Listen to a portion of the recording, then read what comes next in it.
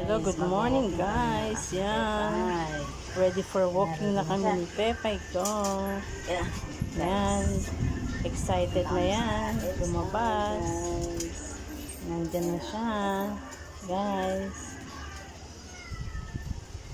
Excited na. Palabas kami guys. Mag-walking kami. At bibili muna kami ng pandesal ni Mami.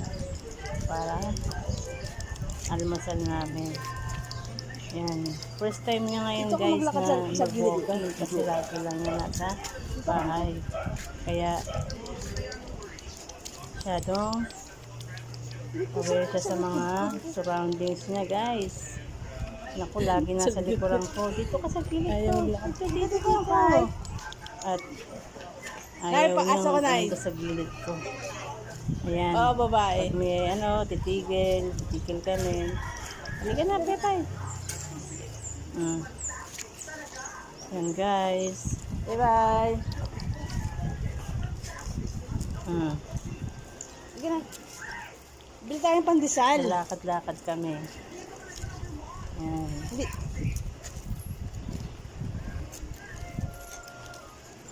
Once din, pag hindi kasi nalabas to na eh. Takot sa takot sa tao.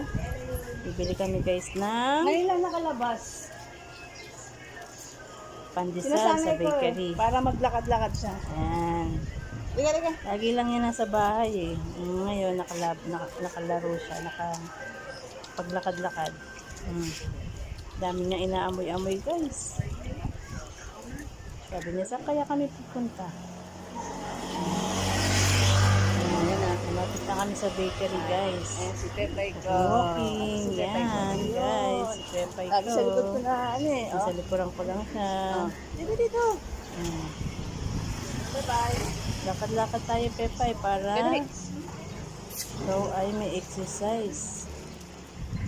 Ayan na. Malapit na kami guys sa bakery. Dito tayo. Bye-bye. Halika na, Pepay. Bye-bye. May narinig siyang mga nagtatawol na aso. Paligid. Bye-bye.